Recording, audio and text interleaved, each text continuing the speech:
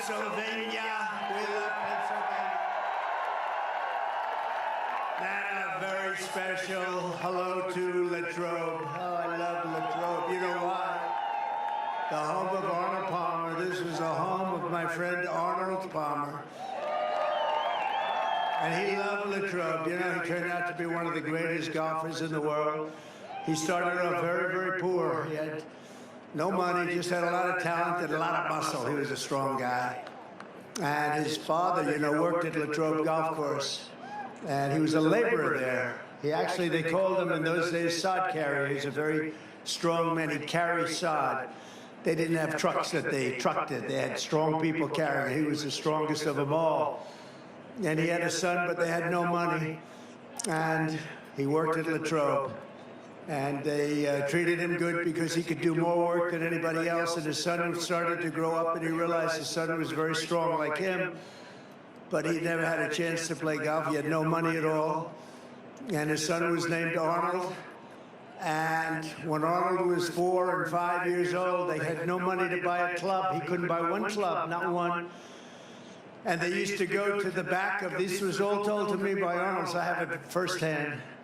They used to go to the bag room where the members were, and they took out members' clubs, and they'd use the members' clubs, 2 or 3 of them at night, late at night, and he'd hit balls with his son.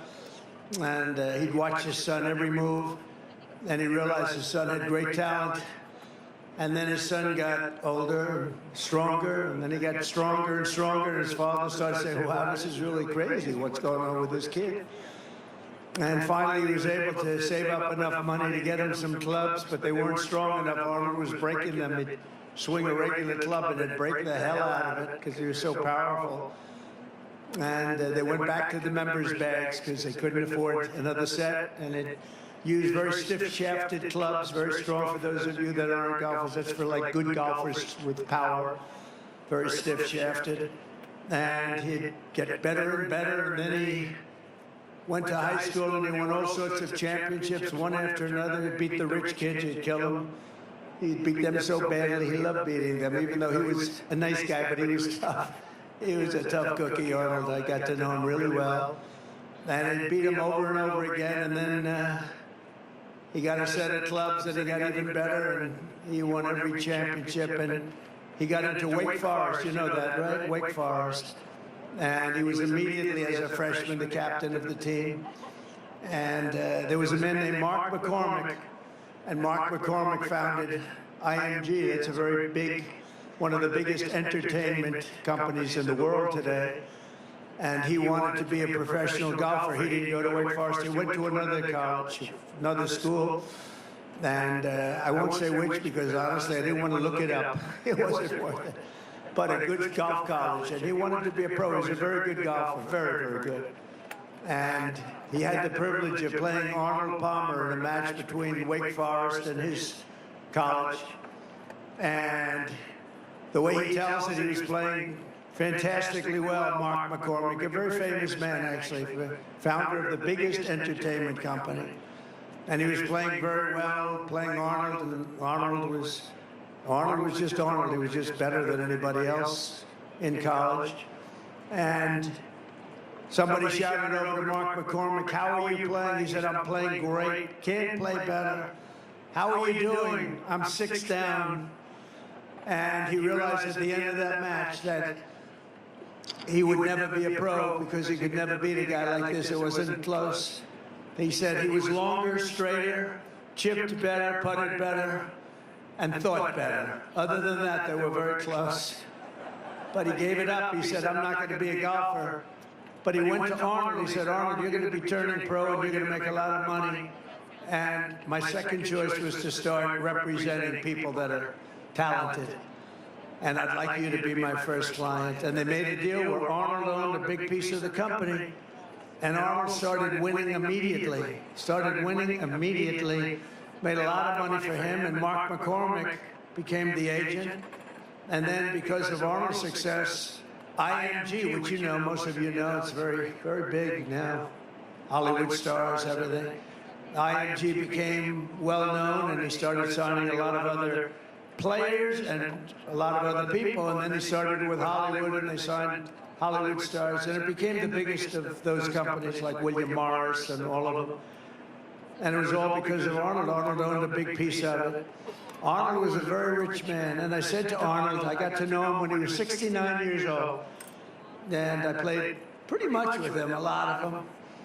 And as he got older, you know, when you get older, you start to lose a thing called distance. And I'm a good golfer, not like that, but I'm a good golfer. And I felt so good because I was hitting it a little bit longer than Arnold. But he was by this time about 75, 76. And I'd hit it 4 or 5 yards past him. I said, Arnold, let me ask you, 30 years ago, 40 years ago, was I longer than you? He said, Donald wasn't president or close at that time. That was long before I decided to have this fund.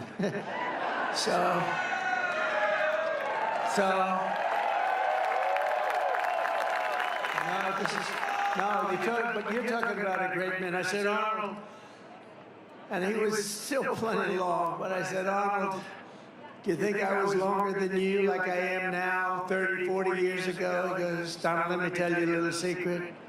You weren't even close. He said, you see that tree out there? He pointed to a tree that was about 70 yards in front of us. He said, that's where I would drive it. And you're about 70 yards short of that tree. You would have been even worse than you were. And it's true, you know, he won, I think it was Pine Valley, one of the great courses. He won the U.S. Open. He drove a par 4. Only person ever to drive that hole until that time. He drove it in a playoff to win the playoff. He went over the trees, very risky shot. He ended up driving the green, and he won with a birdie in the hole. And nobody till that point had done anything like it. But I said to Arnold, he became very rich because of the investments and the IMG and all of the different things. And I said to Arnold, just out of curiosity, you could live anywhere in the world. You could live on the Pacific Ocean. You could live on the Atlantic Ocean. You could live anywhere in the world. Why did you choose to stay? And part of the beauty is that because he made money right away, a lot of times it takes a pro years before they start making the money. It's a very, very difficult sport, actually. But he started right away making money. And you know the first thing he bought was Latrobe Golf Club. And you know the first thing he did? He took his father from a laborer to make him the course superintendent. How cool is that? And then ultimately his father became the manager of the club. And Arnold was so proud, and his father was good. He said, one thing with my father, nobody's going to steal on me. He said that, and I said that too. I said, there's something nice. And then I took Arnold, when he was quite old, in all fairness, we took a helicopter from where he was in Florida to Doral, in Doral, which is a great place. And it's got 4 courses, and many championships. Many of the best championships were at Doral. And I was building these beautiful, they call them villas, about 88 units in each one, hotel villas. And I named them after the 10 greatest golfers, including like Jack Nicklaus, Tiger Woods, Ben Hogan, Gary Player, Slammin', Sammy Snead, all great players. And I said, Arnold, I really want to name one after you. Would you like it? He said, I'd love it. I'd be honored to have that. And we flew down for the opening ceremony to cut a ribbon for the Arnold Palmer Villa. And it's, to this day, people just love it. And I'll never forget the day. He was having a little hard time. He was a little older. He hit the 80s. He hit the 80s. But he was still, when he got up there, he had that magic like nobody had. And, you know, there were a few golfers that you could say maybe slightly better. A few, not many, but there was nobody that had his magic. He was a thriller. He was unbelievable. He knew how to win, and he knew how to just do whatever it was that electrified a crowd. If I had him here right now with me, this crowd would be going absolutely crazy. They'd say, Trump, get off the stage. We want Arnold Palmer to speak. He would electrify a crowd. And he would go for shots that nobody else could do, and they were risky as hell, and sometimes it wouldn't work out, but usually it did with him. he was an incredible man. He was an incredible champion, and he came from Latrobe. And so when I said a couple of days ago, I said, where are we going to be today? They said, sir, we're going to be in Latrobe. I said, do you know what that means? No, sir. What does it mean? I said, that means Arnold Palmer. Because Arnold told me he could be, and I knew he could be. They wanted him everywhere.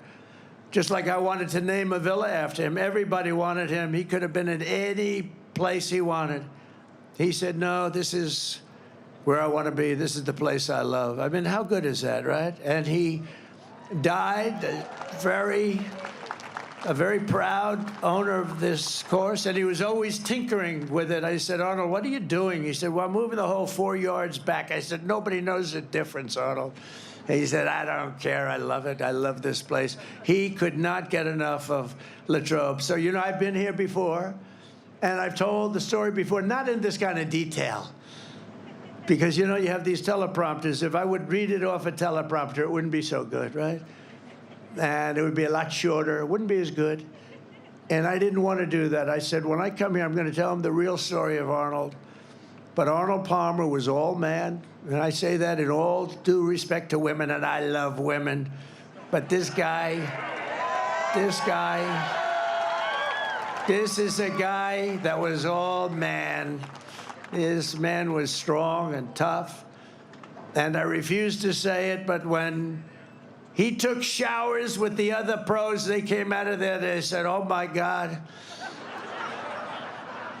that's unbelievable. I had to say it. I had to say it. We have women that are highly sophisticated here, but they used to look at Arnold and say, bad. But he was really something special. Arnold was something special. So I just want to tell you, you're very lucky, the people that live in Latrobe, and it's an honor for me to be here because of him. And he was actually, he was a great man. And I don't think there would be golf to the extent that you have it today. It probably wouldn't be that way without the great Arnold Palmer. So enjoy it, everybody. Enjoy it. And I had to tell you the shower part of it because it's true. What can I tell? We want to be honest. We want to be upfront. It's true. But I'm thrilled to be back in this incredible Commonwealth with thousands of proud, hardworking American patriots. I'd like to begin by asking a question. Are you better off now than you were 4 years ago? No. After living through this nightmare of inflation, invasion, and humiliation, you know what the invasion is, right? Invasion by the southern border. What they've done to our country is unbelievable, allowing more than 21 million people into our country. Many of them are murderers. Many of them are drug dealers, and they're from mental institutions. He says, send them back. You're right.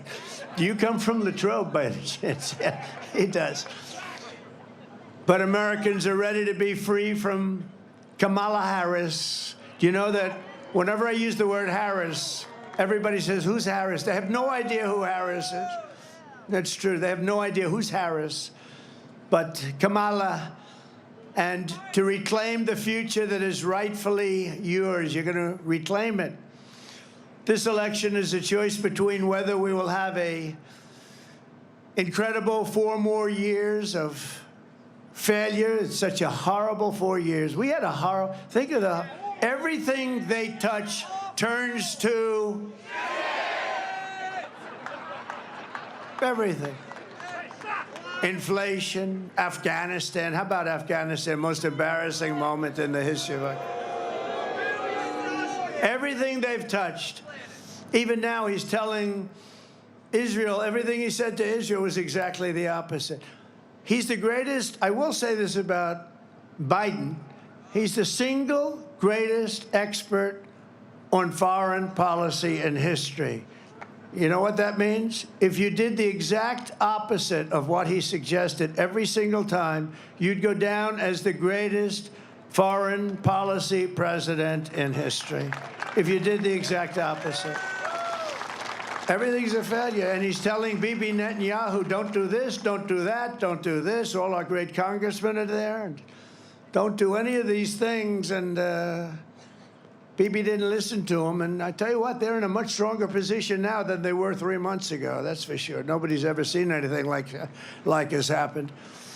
And Bibi called me today, and he said, it's incredible what's happened. They said, it's pretty incredible. But he wouldn't listen to Biden, because if he did, they wouldn't be in this position. And she's worse than him. She's not as smart as him. And I'm not saying he's the smartest.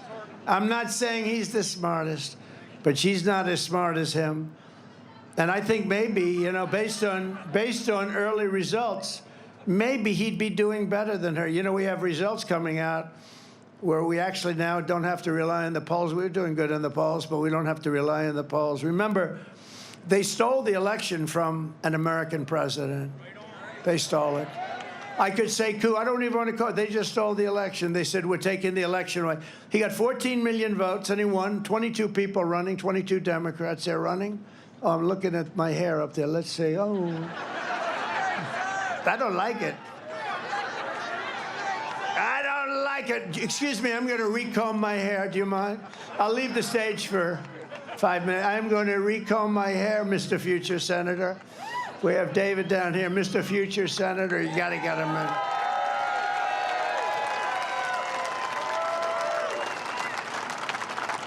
You're doing good, too. Well, let's keep it the way it is. Let's just keep going, right? We'll trudge through it. But this election is a choice between whether we will have 4 more years of failure and disaster, and that's what it's been. It's been failure. We're disrespected all over the world. They're laughed at all over the world. They're laughing at him, and they're laughing at her. The other night, they had Catholic Charities. They had the biggest event, the Al Smith dinner. It's the biggest event of the year for Catholics. And she's the only one in years, decades, that didn't show up. She didn't show up. She wouldn't be there. She wouldn't be there. She said no. And she ended up doing a tape that was pathetic, and it was an insult to Catholics, frankly, because she was actually sort of knocking them or knocking religion. Then she had the other event the other day where she said, you're in the wrong location, when they started talking about a certain subject, right? They were in which basically was a knock on Christianity and a knock on religion, because she doesn't know what the hell she's saying. But there had been a failure, it's been a disaster, or you're going to have 4 years, and they will be the 4 greatest years in the history of our country if we make the proper decision. You got to make that decision.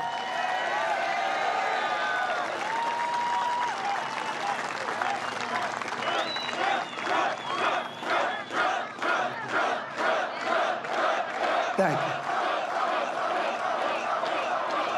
Thank you. Thank you very much. But, you know, by the way, if you're Catholic, you can't vote after that. And you can't vote for another reason.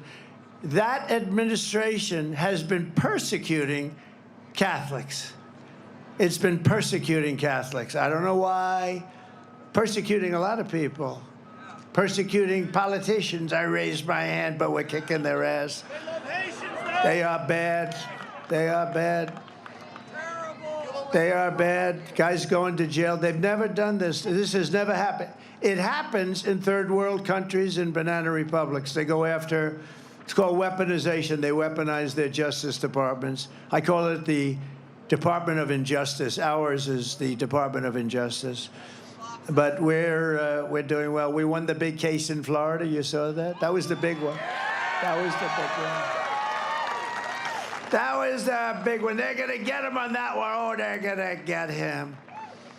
We had a judge who was brilliant and fair and very smart. She ruled against them, very strongly against them. These are dishonest people that we're dealing with. But we won that, and we have other ones. We have them on the ropes. Remember, they were going to have me in all sorts of trouble. I'm going to be in trouble. And in the meantime, it's just weaponization of government. It made me more popular. It actually made me more popular, I think. It's crazy. Because people can see, and they're smart, and we could sometime explain it. but one after another. You had Fani, F-A-N-I, which is usually pronounced Fanny, but she added a little action to it, Fani. That was a scam. They're all scams. They're all scams. It's a corrupt system, and it's a corrupt Justice Department, and it's a corrupt DA, corrupt attorney generals. They use it to get elected because you can't get elected with open borders, with transgender operations all over the place, with men playing in women's sports, with high taxes and bad schools and no school choice. You can't get elected with all. I could go on for 10 minutes. Your vote will decide whether we give up on America or whether we save America. It's the most important election you're ever going to have. It really is.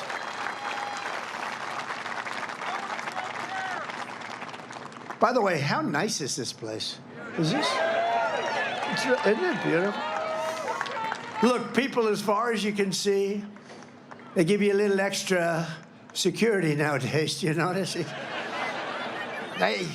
I got more machine guns than I've ever seen in my life. Look at these guys. Hey, hey, hey. I got more machine guns.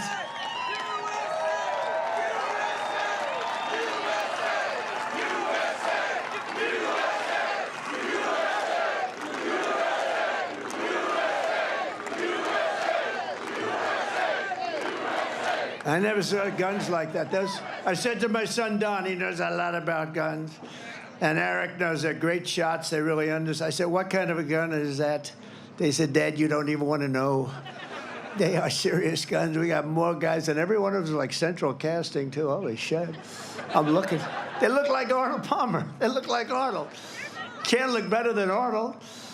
But with your support, we'll bring back our nation's strength, dominance, prosperity, and pride. We're going to do it. This will be America's new golden age. 100 years from now, the presidential election.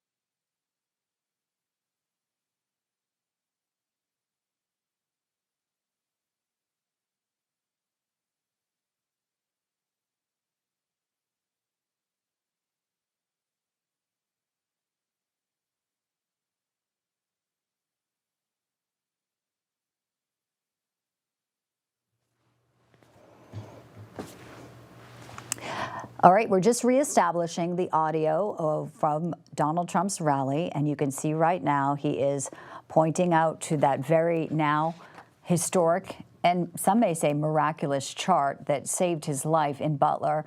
Once we get the audio back up, of course, we'll take you there live to Latrobe. Donald Trump on the ground right now. And when we look at sort of this chart, this was a chart. The backstory is Senator Ron Johnson of Wisconsin had actually started talking about Donald Trump, about the border invasion on Air Force One, and Donald Trump liked the chart so much that he continued to use it.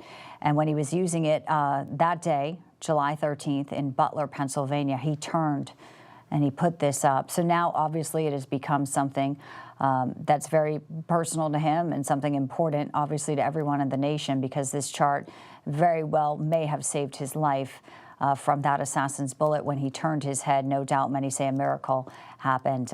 The chart right there obviously shows, though, what a disaster the open border policy has been under Joe Biden and Kamala Harris, a policy that she continues to dodge, to deny, to obfuscate. But we do know now immigration will be one of the biggest issues going into Election Day. Again, folks, if you are just joining us, Donald Trump is speaking in Latrobe, Pennsylvania, and the audio feed was just disconnected a little bit, so we are working to get it back up. In the second we do, we will bring it back to you. But we want to let you know that we are continuing to cover this. You know, a lot of the folks now that were not for sanctuary cities, And now it's actually widening out. Every state is a border state, but immigration, the polling is showing that most Americans actually support deporting illegals. It is a stunning number there that a lot of folks, when we look at sort of the surge, how low it was, the lowest, if you look at the red arrow there, when Donald Trump had his border policies, they were working. But now, sadly, our nation is plagued with crime, with innocent lives being taken at the hands of people who should not even be in our country. Later tonight, after the rally, also you'll see on your screen, we have a premiere of a documentary you don't want to miss. It is called Blind Ambition, the Kamala Harris story, tracking her career, if you can call it that, where she has continued to fail her way upwards and now to the top of the Democratic ticket there. Donald Trump's rally, obviously, in Latrobe, Pennsylvania. Folks are gathering. We are going to get the audio back up, so do stay tuned any moment there now. But later tonight, you'll be able to watch sort of the untold story of Kamala Harris, some really fascinating interviews in this documentary. That will premiere tonight at 9 o'clock right here, only on Newsmax. And it's been, obviously a very, intense few days. Donald Trump on the trail, trying to combat some of the, media and the corrupt legacy media, saying that he's tired. Obviously, he's anything but. First, speaking at the Al Smith dinner the other night, where Kamala Harris decided not to go. And he was mentioning a little bit about that as right before we lost some of the audio, talking about how the Catholic vote is something very important, something that he believes that she has completely lost. Of course, their radical stance on abortion, just one of the things we could point to. Donald Trump that night also, really a hit. Even the host, Jim Gaffigan, a comedian, talking about the Democrats taking out their top of the ticket, Joe Biden. So Donald Trump has been on the trail. He has been getting his message through to voters. Latrobe, Pennsylvania is obviously a very key state, the Keystone State. Pennsylvania, some say, is actually the most critical insofar as getting to those electoral votes, 270 to take the White House. And it is a state that he has visited quite frequently. The last time he was there a few weeks ago, it was a momentous evening. It was Butler. He returned to the site of his first assassination, and there was music, there was celebration, there was prayer, there was opera singers. There was a moment where people really felt that the nation can be saved. Let's go back now to Donald Trump in Latrobe. Just a second. I said, I don't believe it, because I had the sound off. I turned the sound up, and it came down, and I said, it's going to crash. Don't crash. Now, I thought it was, actually, at first, I thought it was like a movie or something. I never saw this before, and I've seen it a lot. And it came down, and it was going into the, and then all of a sudden, you see the fire pouring out of the left side. I pushed it over. It landed perfectly. And then it was grabbed by two claws, two giant claws, and they grabbed it like Willie Mays would catch a fly ball in center field, right? That's the way it was. He was pretty good, Willie. And it came down, and I called Elon. I said, Elon, is that you? He said, that was me. I said, can anyone else do that? No. Can the United States do it? No. Can Russia do it? China do it? No, nobody can do that. He said, they're 10 years behind. This guy is great. And he said, if Donald Trump doesn't win, it could be the end of democracy in our country. It could be the end of our country. And you know where he is today? He's in another part of the Commonwealth. Never, ever make the mistake of calling it a state, by the way. It could be career-ending. I had a friend that did that, a politician. He used to be a politician, but it shouldn't be that big a deal, because a lot of people make that mistake. That's one I could understand somebody making, but we call it the Commonwealth. But Elon endorsed me. He's in another part of the Commonwealth, and he's campaigning now. And he's got a gold. He's got a gold cap. But he called it, I said, he was wearing the black hat in Butler, Pennsylvania. We had 101,000 people. Butler, honoring Corey, the firefighter. Butler, Pennsylvania, we had 101,000 people. It was unbelievable. What a night that was. And we were honoring Corey and two gentlemen who were very badly hurt. We thought they weren't going to make it. The doctors up there, they have good doctors. These are good doctors. I don't know if they call them country doctors, but whoever they are, they were good, because these were two men that were not the two great supporters who were not supposed to make it, and they made it, and they made it. They'll be okay. But Corey didn't make it, and we honored Corey. It was the most beautiful evening, right? We had a moment of silence, and then we had the bells of Notre Dame, right? Notre Dame playing. And then we had an opera singer who sounded just like Pavarotti. I mean, the guy was unbelievable, and he sang Ave Maria. And the whole place was crying. It was crazy. I'm looking at the audience. Some of my friends were there, almost as tough as the football players that we have. We have some of the great football players. Almost as tough. I don't know if you guys would, but they were tough cookies. And I see them crying. They're trying to be cool. You know, no, I wasn't crying. But the whole place was crying. It was amazing. It was 101,000 people. So we will regain our sovereignty, we will restore our safety, and we will unlock the magnificent destiny that is just within our reach. And I am asking you to be excited about the future of our country. Again, you're going to be excited. This is going to be the most exciting period ever. Every problem facing us can be solved, but now the fate of our nation is in your hands. It really is. I mean, if you put these lunatics in charge any longer, we can't take it any longer. They're laughed at by foreign leaders. They think they can't even believe it. They can't even believe it. Biden can't find his way off a platform. She's worse. I wonder if she's going to have any trouble. No, she should be probably okay in that regard. But she's worse up here. Pennsylvania, you have to stand up and you have to tell Kamala Harris, who shouldn't be there, she's a threat to democracy. The way they took over, they call me a threat to democracy, right? She's a threat to democracy because she shouldn't even be the candidate. They should have picked a candidate fairly, not just given her because they want to be politically correct. I mean, whether you like him or not, you know, we had the debate. And his numbers went down. He didn't have a good night. But that can happen. But, you know, that happens. And the numbers go down, and they went down. And they went into him. They said, we're not going to let you run. We're going to take it away. That's crazy. Nancy went in. Chuck Schumer went in. Some of the people went in. They took it away from him. They just took it away from him. It's bad. And that is a threat to democracy, if you think about it, right? That's a real threat to democracy. But you have to tell Kamala Harris. And by the way, I think he would have, let's see what happens, and I may be wrong, but let's see what happens. I think he might have done better than she's going to do, because all we had to do is expose her as a lunatic left, further left than Pocahontas. Do you know who Pocahontas? Elizabeth Warren. She's further left than Pocahontas. And I don't want to get into that stuff, but her mother said she was Indian because she had high cheekbones. That's what she said. And then she went out and did a test because I was driving her crazy, calling her Pocahontas. So she fell for the trap. And she did a test, and she was so happy because it came back 1,014th. Remember? 1,014th. And that was it. That means I had more Indian blood in me than she had, and I have none. I have none. I'd like to have some.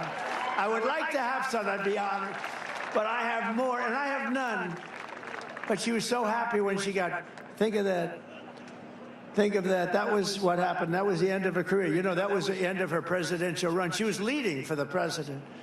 And when she said, and you got to understand, just these are the people we're dealing with. She took that Indian heritage, and based on the fact, and this is her statement, this is not me. There's no racist anything in me, not a drop. But this is not me. Her mother told her this, that she had high cheekbones, and therefore she was part Indian. And based on that, she applied to colleges, she applied for jobs, she applied for the U.S. Senate, and everyone's forgotten that crap right now, but I never forget it. But she went out, and she had the test, and the test was ridiculous basically. And then I said that I have more than she does. And I would love to, I will tell you, but she's bad news. But she's radical left crazy. She drives people. What she does to business people is horrible. She's a horrible person, but she's radical left. And Crazy Bernie is radical left. And this one, Kamala, is further left than them. So you have to tell Kamala Harris that you've had enough, that you just can't take it anymore. We can't stand you. You're a shit vice president. The worst. You're the worst vice president. Kamala, you're fired. Get the hell out of here. You're fired. Get out of here. Get the hell out of here, Kamala. Early voting in Pennsylvania is now underway. Go and vote. Just go and vote. Get out there, and if you've not registered to vote, you only have 2 days left. You have to get out there and register immediately. Does everybody promise they're going to register? Okay. Boy, look at the crowd. Wow. Wow. Hello, everybody. How did the flyover look? Good? Good. You know, it feels like you're very close to the ground. I said, are we okay here? You know, when you're, it looks like okay from here, but let me tell you, when you're in that plane, that sucker feels low. I'm saying, I hope everything's working nicely on that plane. With your help, 17 days from now, we are going to win Pennsylvania. We're going to defeat Kamala Harris, and we are going to make America great again, right?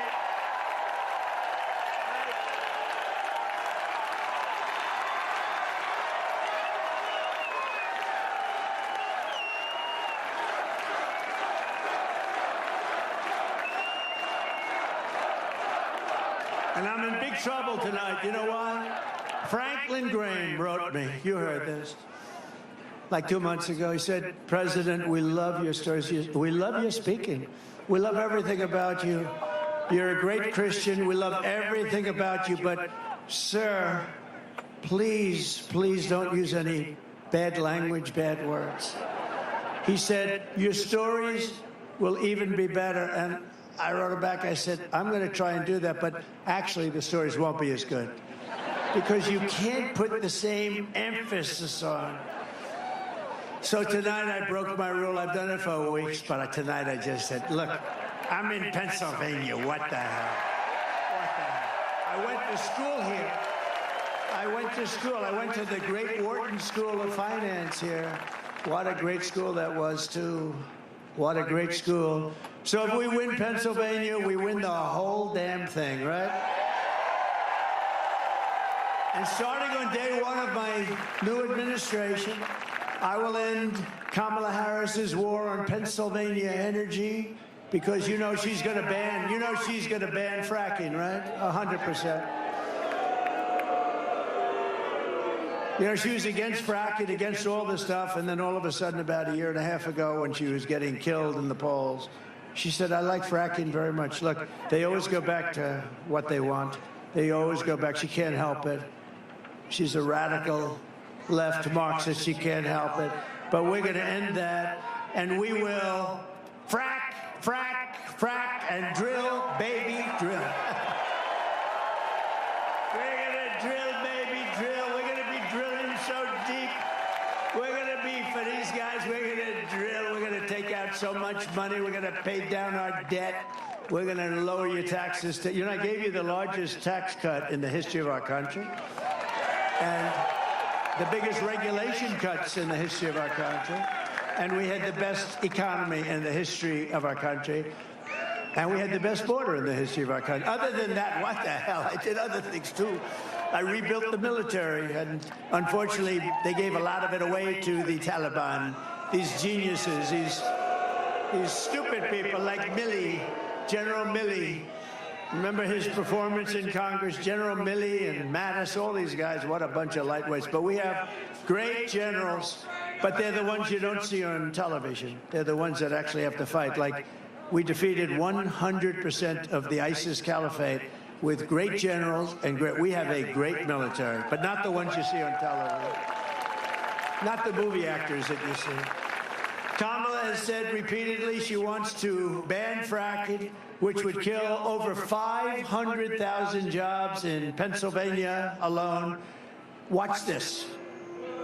There's no question I'm in favor of banning fracking. I'm committed to passing a Green New Deal and finally putting an end to fracking once and for all. If they fail to act as President of the United States, I am prepared to get rid of the filibuster to pass a Green New Deal. I am offering a Green New Deal that has been described as one of the most aggressive and progressive. Well, he's going to bring the Green New Deal up for a vote. Yeah, I will vote for it. It is a resolution. I believe that the underlying principles behind it are sound and important. What is the solution for voters who have jobs and interests in the fossil fuel industry? Giving the workers an ability to transition into the jobs of the future. Can we afford it? Of course we can afford it. It's not about a cost.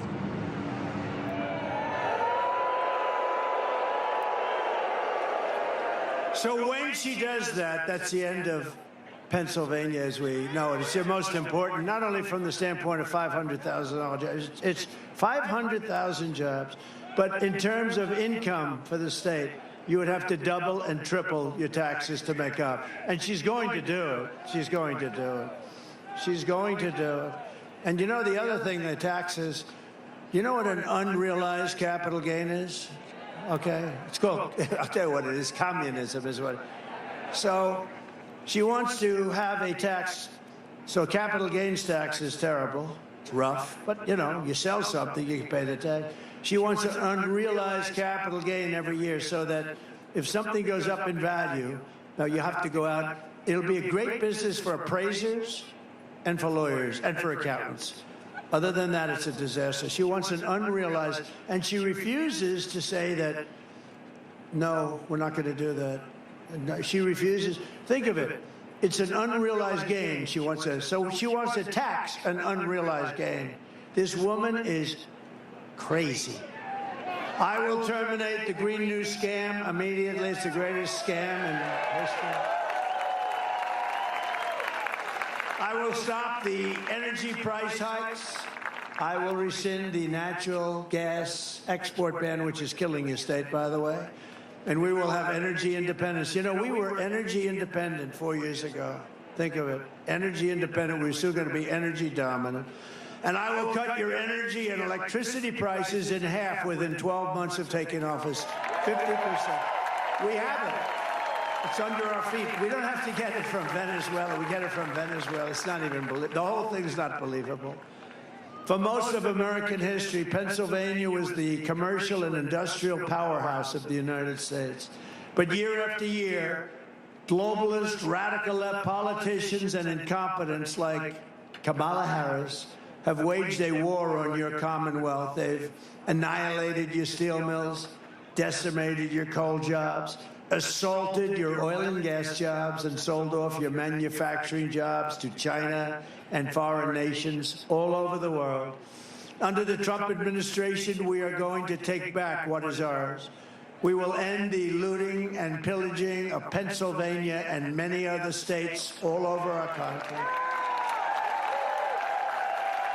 We will bring back our manufacturing jobs, our energy jobs, our coal jobs, our steel jobs, and our dreams.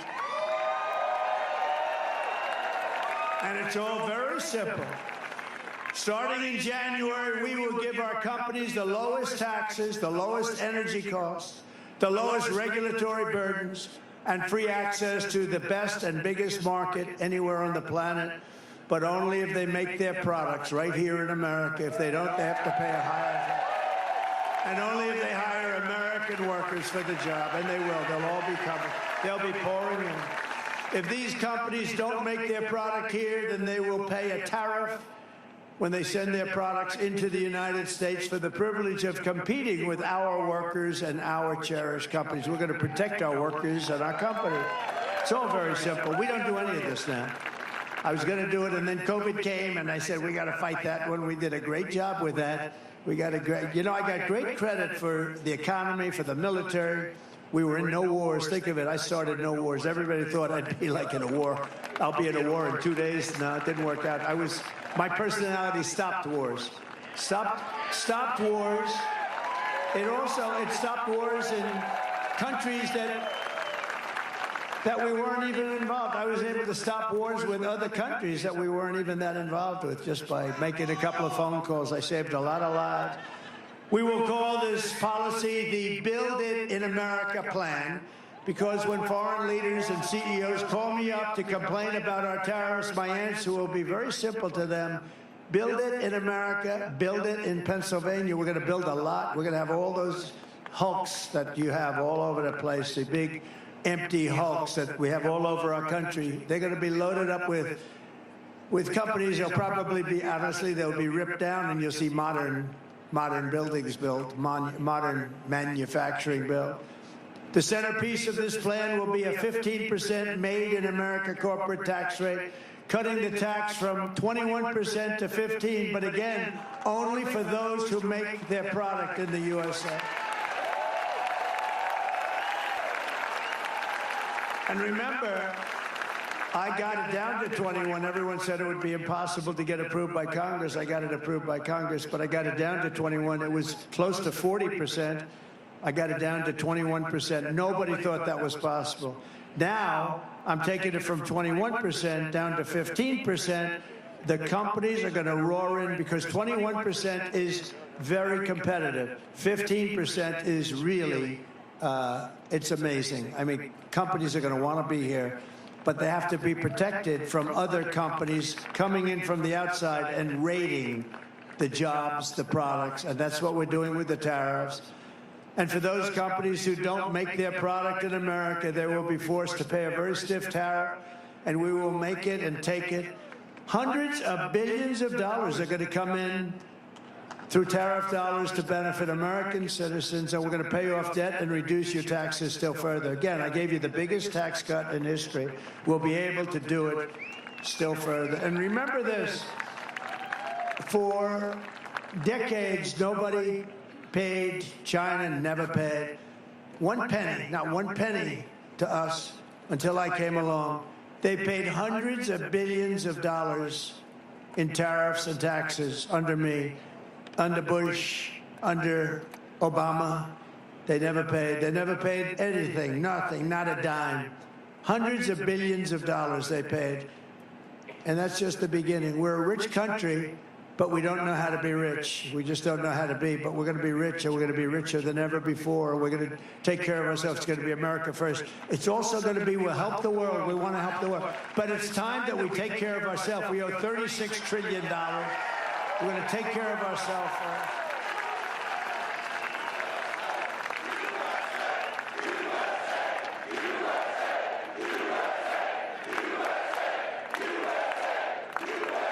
And I will never apologize for defending America. I will protect our workers.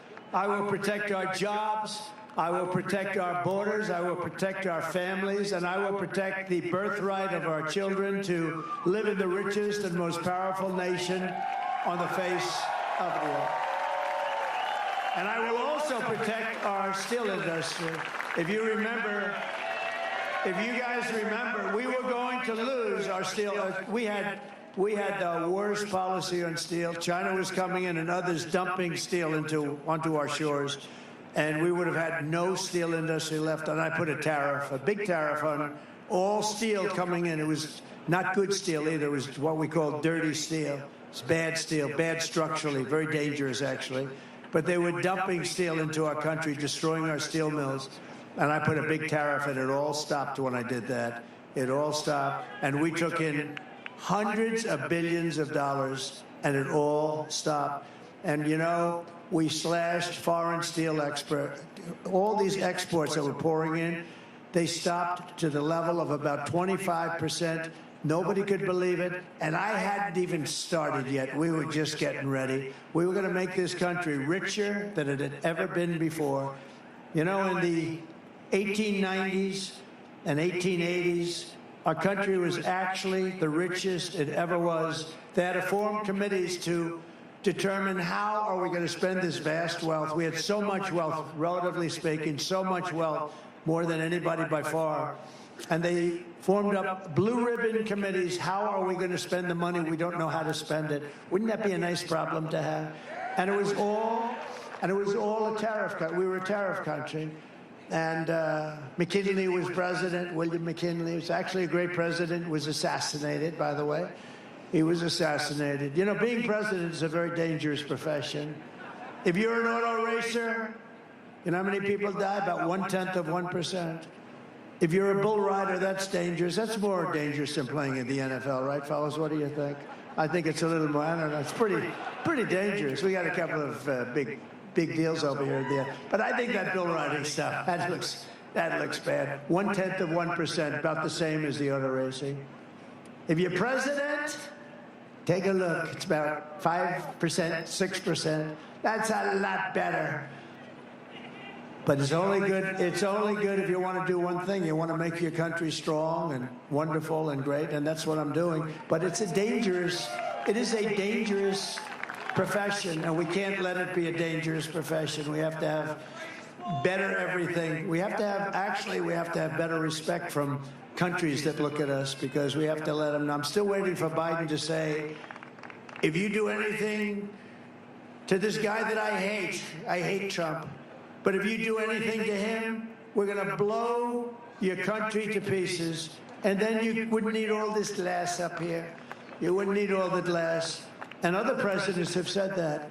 And even if it's your opponent, and even if it's somebody that helped them force you out of an election, which I didn't want to do, but you got to do that regardless, opponent or no opponent. You got to let a country know that you're going to play around, we're going to blow you to pieces, and then everything will stop. It'll be amazing.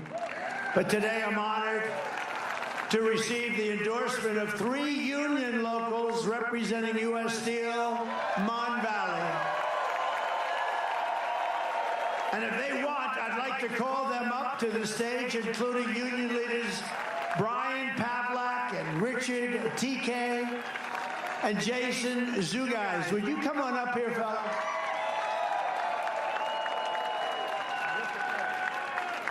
These are good-looking people. Good-looking guys, yeah.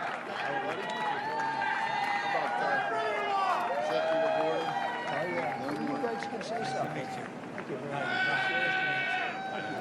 That's great. Do you agree with what I said? Yeah. It's pretty simple. Yeah. It's pretty simple. Mr. President. Good-looking guys, huh? It's an honor. You like the oil pumps?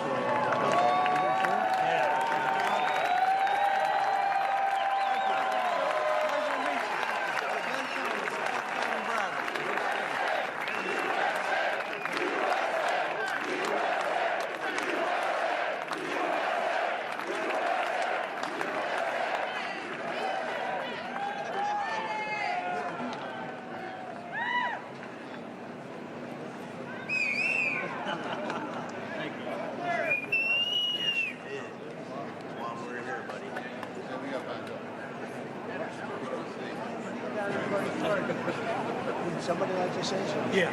Please go ahead. Brian started our movement. Good. It's an honor to be on stage with you. All the steel workers here, honor to be on stage with you. I was at the Butler rally when they started to assassinate you. And I knew after that I had to do what I had to do. So the president that saved the steel industry with tariffs, you saved it with tariffs. And you're my hero, and you're the greatest president ever. We love it. So, steel workers for Trump and the rank and file Mon Valley Works want to endorse you. We want to give you a hard hat.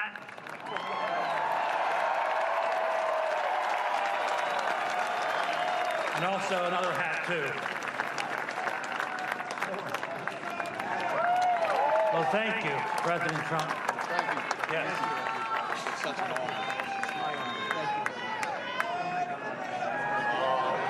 We want that no tax on overtime. Yeah. No tax on overtime. That's a good one. Yeah. You know, the steel workers work a lot of overtime. You never even heard about that. No. No child support on overtime.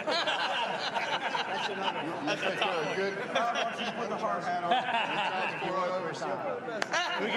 Could we get a picture with you? Yeah, let's go. Come on. Let's do it real fast, fellas.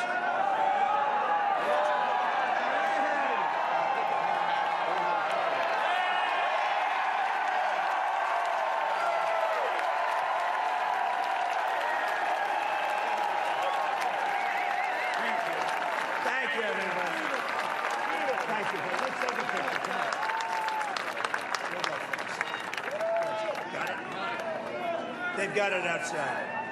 Okay, he's got it right there. Let's go. We got to get that. Thank you. Good job. I'll see you backstage.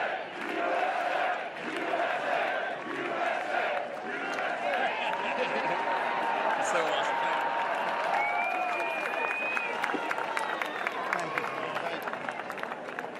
Thank you very much.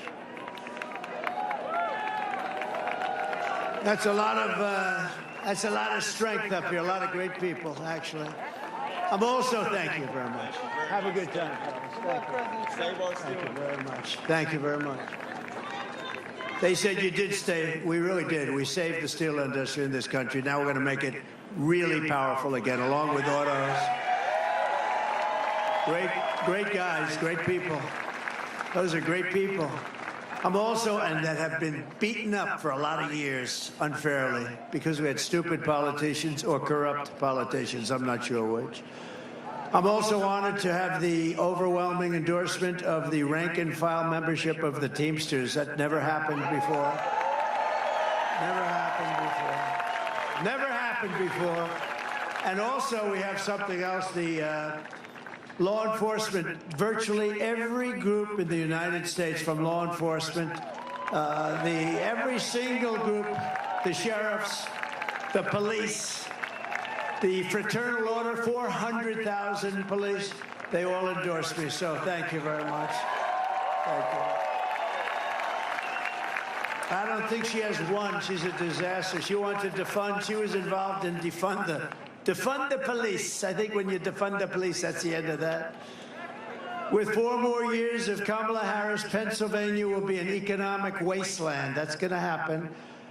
And I'll tell you, with me, you're going to make more money than they've ever made before. You're going to have the best salaries, the lowest taxes. You're going to be doing better than you ever did. And we're going to put this into motion fast. You can do it very fast. It's very simple, too.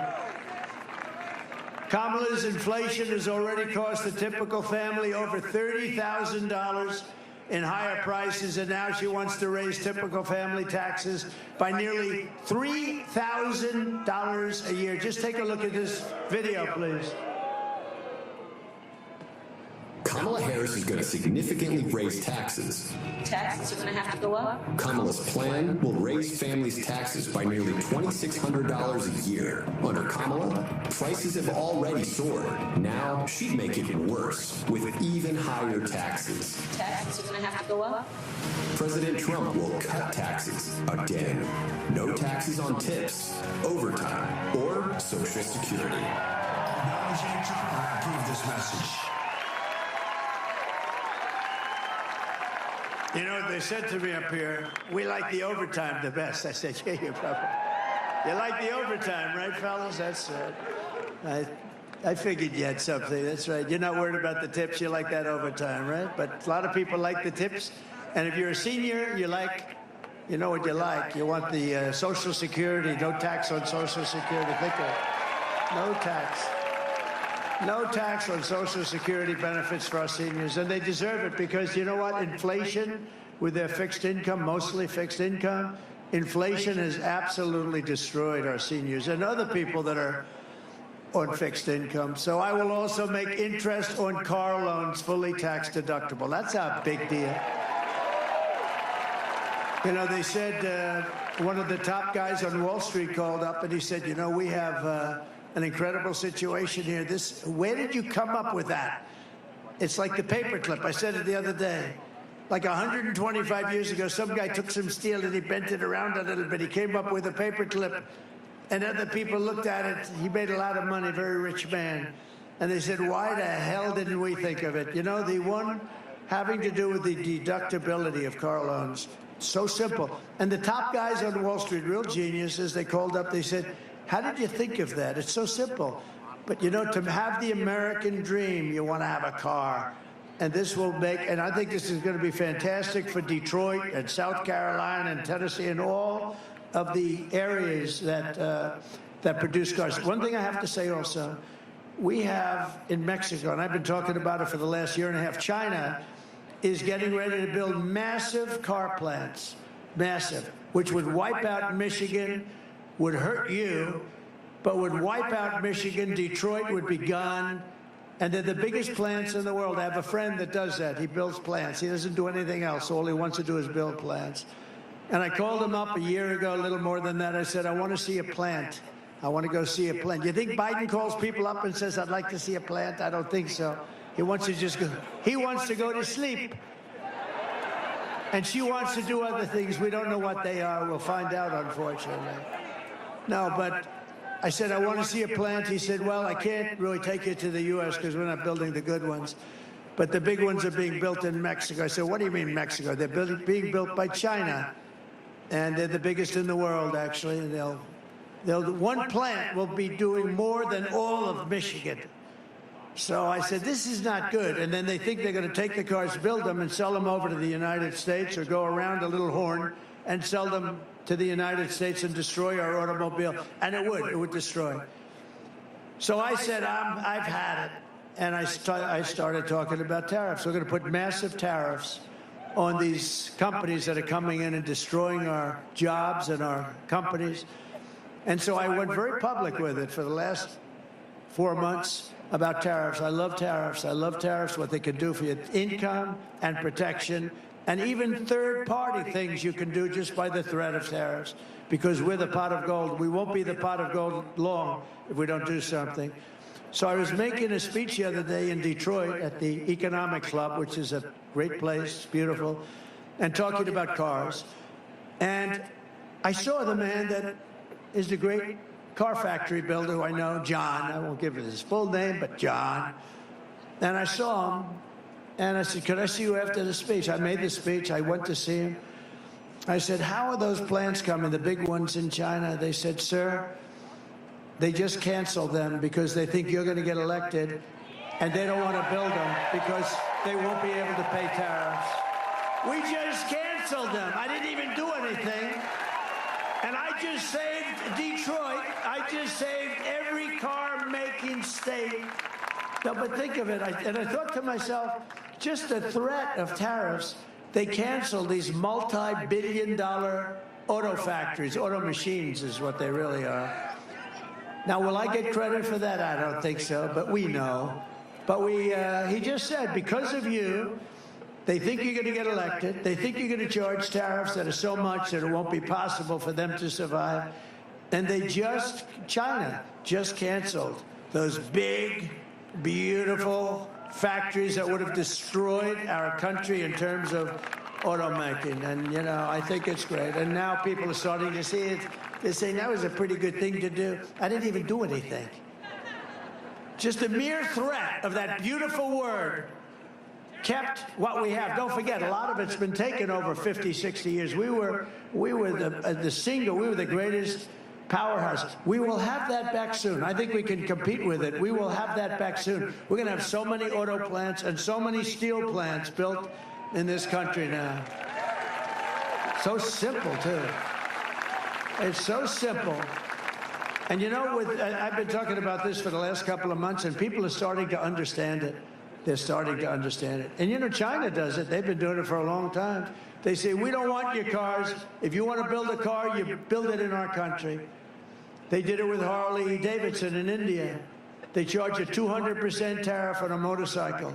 They said, if you want to do this, you have to build it. We don't want your motorcycles. We're going to charge you 200. Harley Davidson said, we don't sell any in India. Tariff's too high. I said, what are you going to do? They said, we've got to build a plant over there, sir. We're the only one that doesn't do it because we're ruled by corrupt and stupid politicians, but we're doing it now. As we build our economy, we'll also restore our borders. For 4 straight years, Kamala has imported an army of illegal alien gang members and migrant criminals from prisons and jails. They come from insane asylums and mental institutions. And all around the world, they come from Venezuela to the Congo. They come from the Congo now. A lot of them are coming out of the jails of the Congo. And she's resettled them into our communities to prey upon our innocent American citizens. No, we're not going to do that. When I win on November 5th, the migrant invasion ends and the restoration of our country begins. We're not going to have it.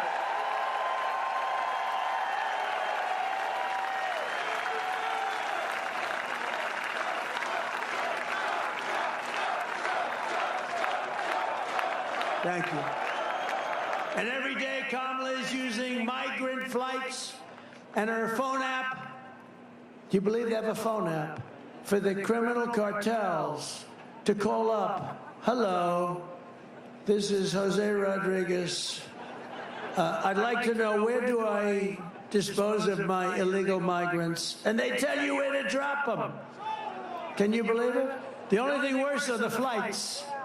They have planes flying over our border, big, beautiful Boeing 727s, 737s, and just like that beautiful plane over there, isn't it a pretty plane?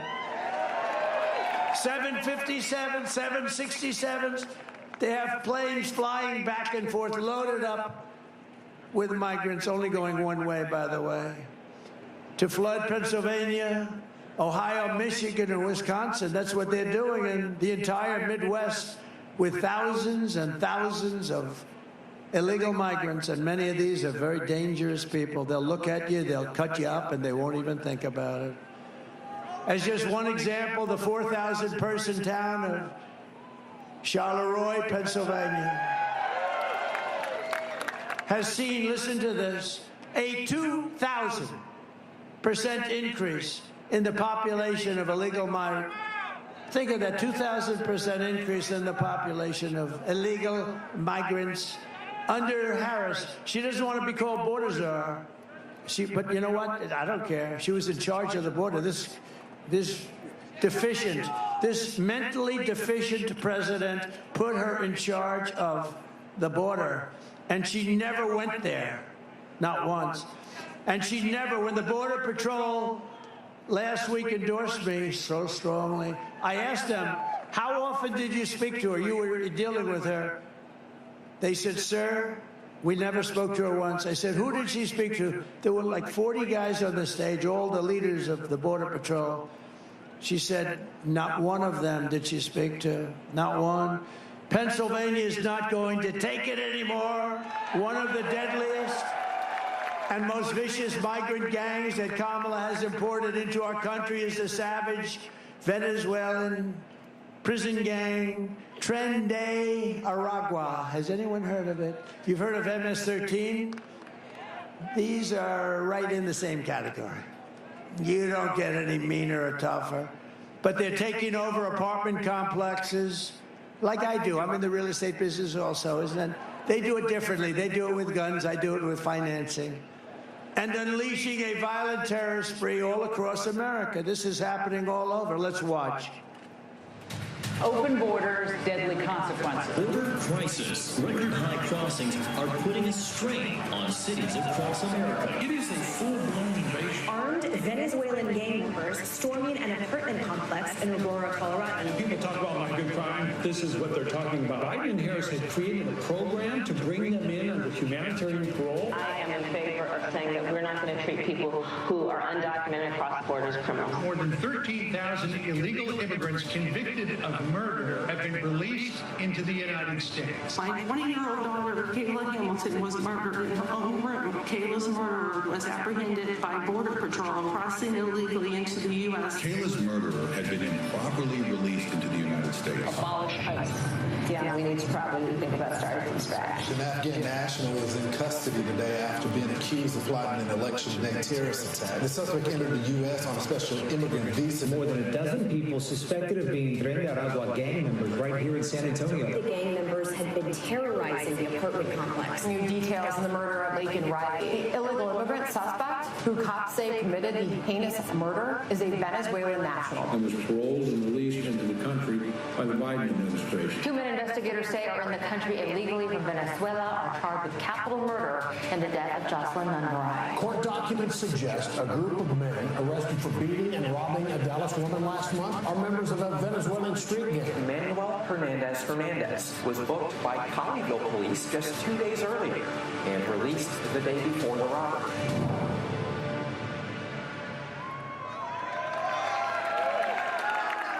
And it's that way all over America. And I say it's a much bigger, you know, the polls are saying that the biggest problem is inflation and the economy. I say that's a bigger problem. I'd move inflation and the economy to number 2. That is a bigger problem because that's destroying the fabric of our country. The United States is now an occupied country, but November 5th, 2024 will be Liberation Day in America. It's going to be Liberation Day. Under Kamala Harris, 13,099 illegal alien convicted murderers are on the loose right now in the United States of America. Can you believe it? Just this week, 2 illegal alien members of the same savage Venezuelan gang were arrested in New York for robbing, shooting, and murdering a 59-year-old man in a Connecticut hotel. One of these illegal alien monsters was a gotaway. Do you know what that is? These are the illegal gotaways. And the other was caught but then released into our country by Kamala Harris and her horrible, horrible free open borders. Immediately upon taking the oath of office, I will launch the largest deportation program in American history.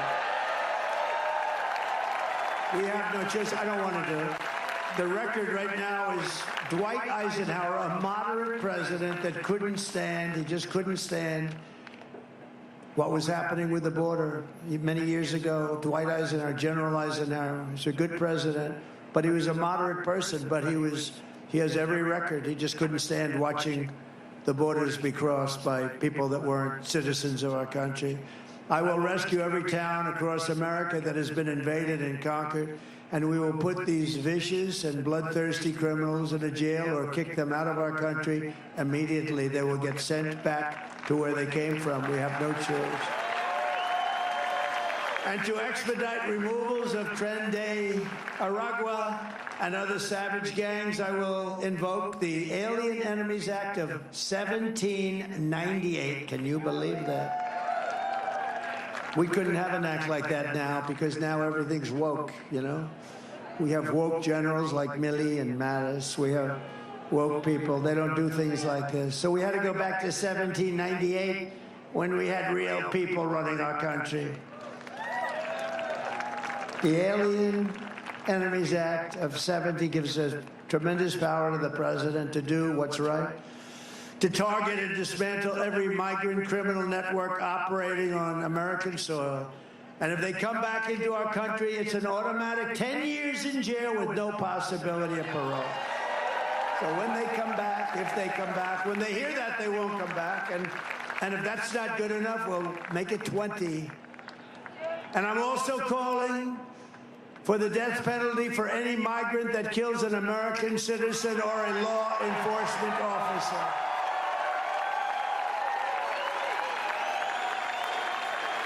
Right?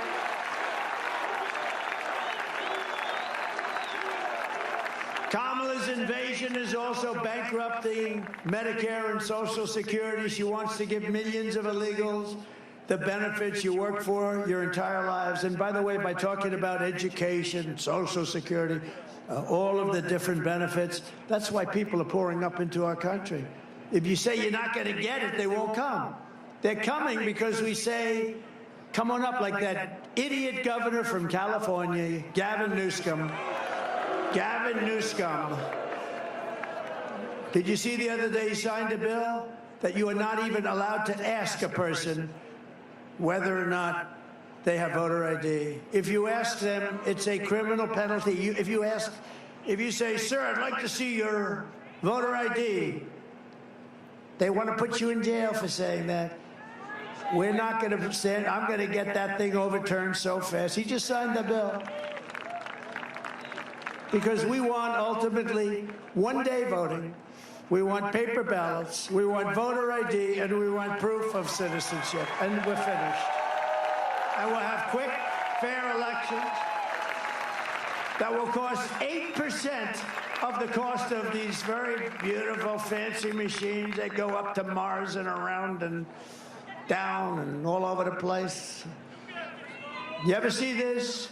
Where the machines, we spend all this money on machines, and then they announce, we expect to have the results like 7 days after the election. If you had paper ballots, you get them at 10 o'clock. France went to paper because what we did didn't work. The mail-in ballots Didn't work. France had them, and you know what? Didn't work. There was a lot of theft, a lot of things going on. They went to paper ballots, same-day voting. 38 million votes. Everything was done by 10 o'clock in the evening. No people complaining, nothing. I will protect for a fraction, by the way, for a fraction of the cost. I will protect our seniors and ensure that federal benefits are for Americans only. I just want them to be only for Americans. Kamala is telling you, if you vote for her, it's 4 more years of the same. Take a look. Would you have done something differently than President Biden during the past 4 years?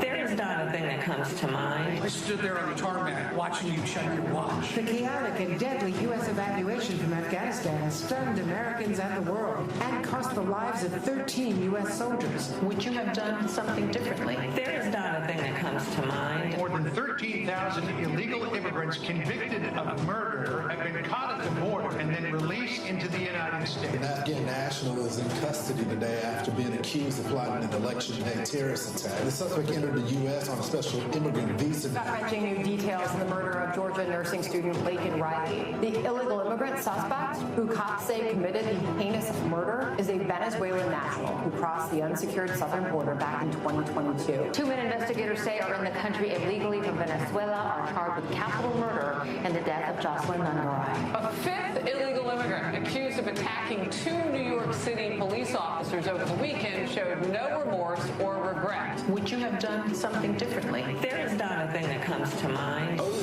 18% say the economy is in excellent or good condition. U.S. inflation has hit a new 40-year high, increasing by 9.1% over the financial year. The cost of homes have spiked. Home buyers need to earn 80% more than they did in 2020 to afford a house. Were you the last person in the room? Yes.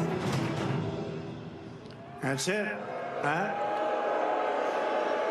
You do nothing different than the worst administration in the history of our country. The happiest person alive. He just turned over 100 years old now. He's over 100. He turned a few weeks ago. Jimmy Carter. He's the happiest man around. You know why? Because he looks brilliant compared to this administration. The Carter administration is brilliant compared to these people. He didn't destroy our country at the border. Pennsylvania, if you want to end this disaster, you must get out and vote. You have to go and vote. Get everybody you can. And ladies and gentlemen, we can start really well. There's a man, I'm going to call him up real quickly. His name is David McCormick. He is a great man. Been successful at everything. He's smart. He's tough. Everything he did turned out to be great, and I think this is going to be just a start. Vote for him for the Senate. Your particular senator right now is a total stiff. Thank you. Who says he's my best friend? He just announced he's for me with tariffs. I don't know the gentleman. This is the guy that's going to do it. David McCormick. Thank you, Mr. President. Well, Mr. President, it all comes down to Pennsylvania. It all comes down to the Keystone State.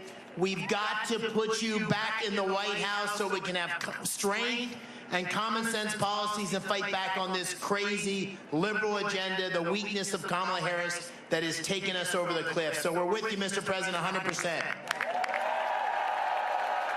We're going to fight for you, but we also got to get a majority in the Senate so we can put those common sense policies in place, and that's why we got to retire Bob Casey, 30-year career politician.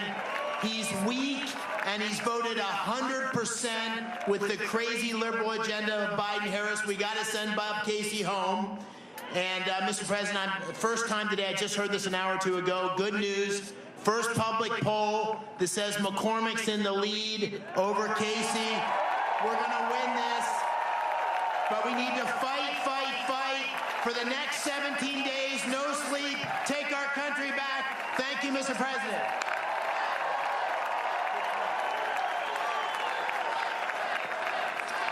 Thank you very much, David. David's a good man, and he's going to really represent you, and he's going to work with us on getting your taxes down, etc. We're also joined by Representatives John Joyce, great guy. Where's John? Hello, John. Dan Muser, who's fantastic, my friend, all my friends. and Byron Donalds of Florida.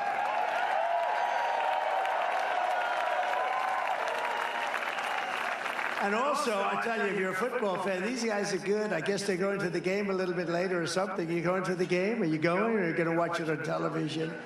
Former NFL stars Antonio Brown. Oh, he was a good player. He was a good player. And Le'Veon Bell, really good players. And Mike Wallace. Come on up, fellas. Come on up.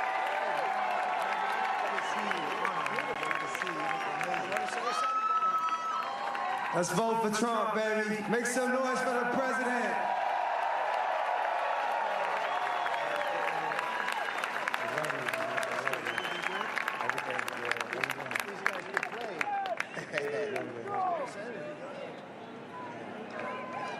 Let's go, Trump. You already know. Vote Trump. Let's go. Here we go, Steelers. Here we go, Steelers. See you tomorrow at the game. Good. Thank you so much. I will always see you. Thank you. Thank you. They look good. We're also deeply honored to be joined by Gold Star family members of the service members, several of them who gave their lives in Afghanistan. So horrible. So horrible that this had to happen. They're friends of mine. Many of the families are friends of mine. I've gotten to know them over this, and it's just horrible. Should have never happened, would have never happened. Corporal Hunter Lopez and his family is here. We're honoring these people. Corporal Humberto Sanchez. Staff Sergeant Taylor Hoover. Sergeant Nicole G. And Corporal Kareem Nikui.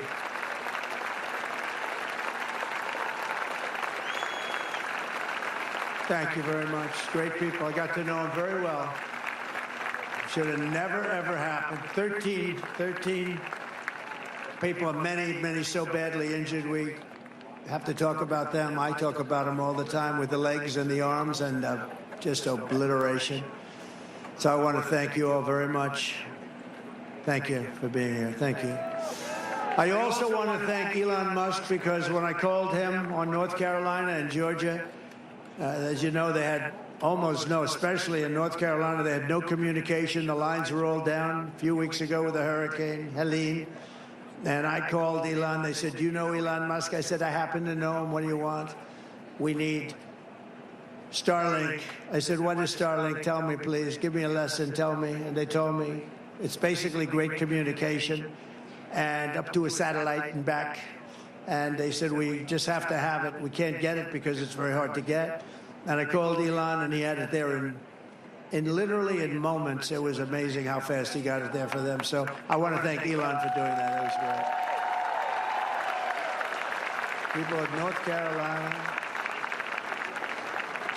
So we're working very hard for Pennsylvania, but in breaking news, it was just announced that the highly respected Florida judge who is overseeing our case against the Pulitzer Prize Board for awarding their once highly respected prizes to the failing New York Times and the Washington Post. These are really fake news papers.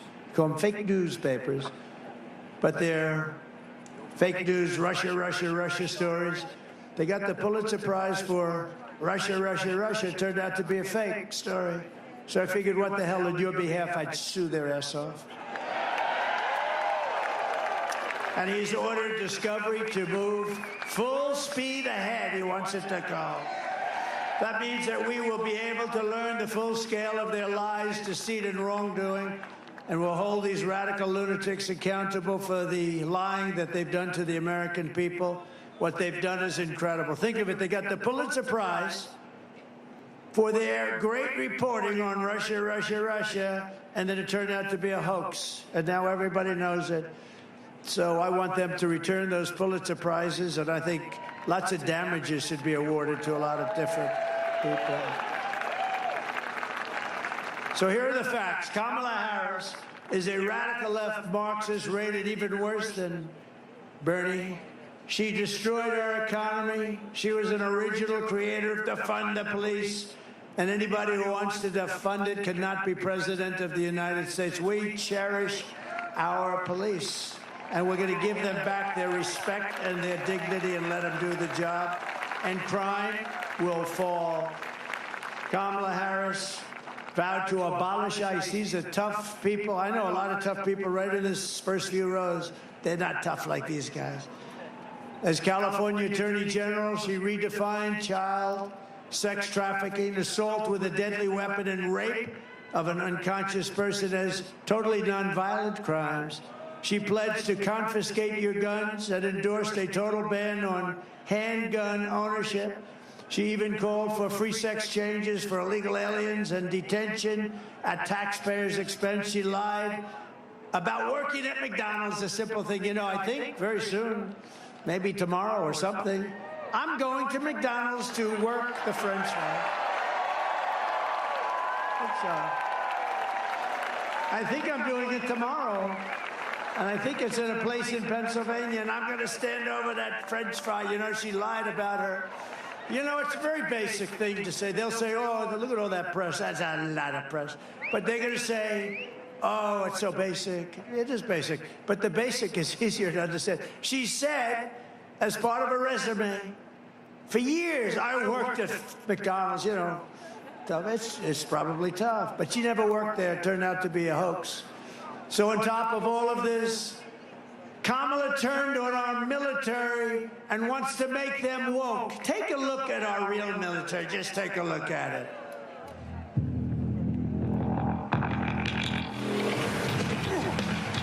You little scumbag! I got your name! I got your name!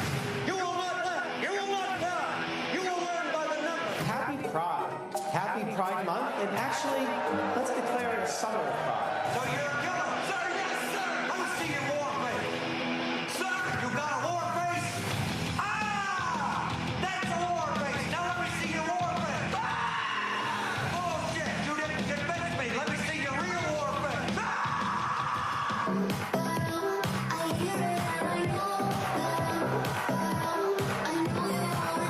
You will be a weapon. You will be a minister of death, ready for war. But until that day, you are Jews. You're the lowest form of life on earth. You're not a human fucking being. You are nothing but unorganized, grabastic pieces of amphibian shit. Abracadabra, these bitches know I got answers the way I Be like the best part, you ran down, cracked your mom's ass, and ended up with the brown stain on the bathroom.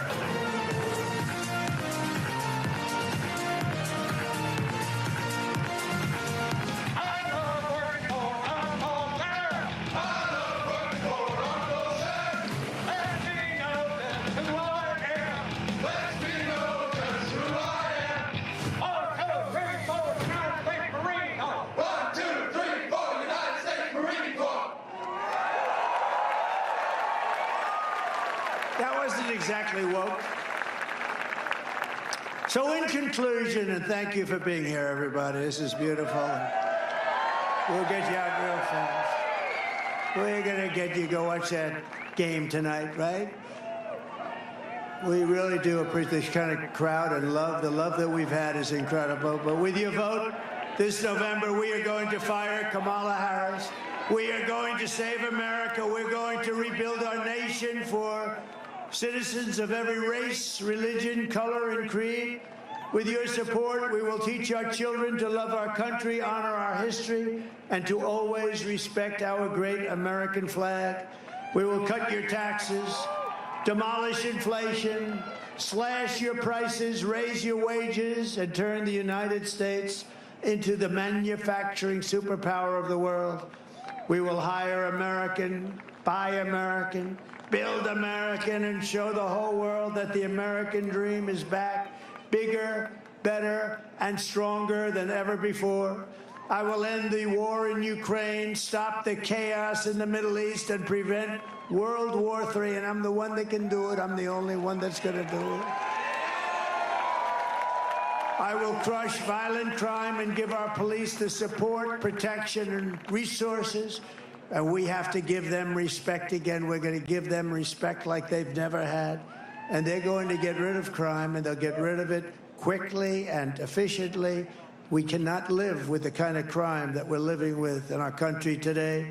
We will strengthen and modernize our military. I rebuilt our military, and now we're going to modernize it still further.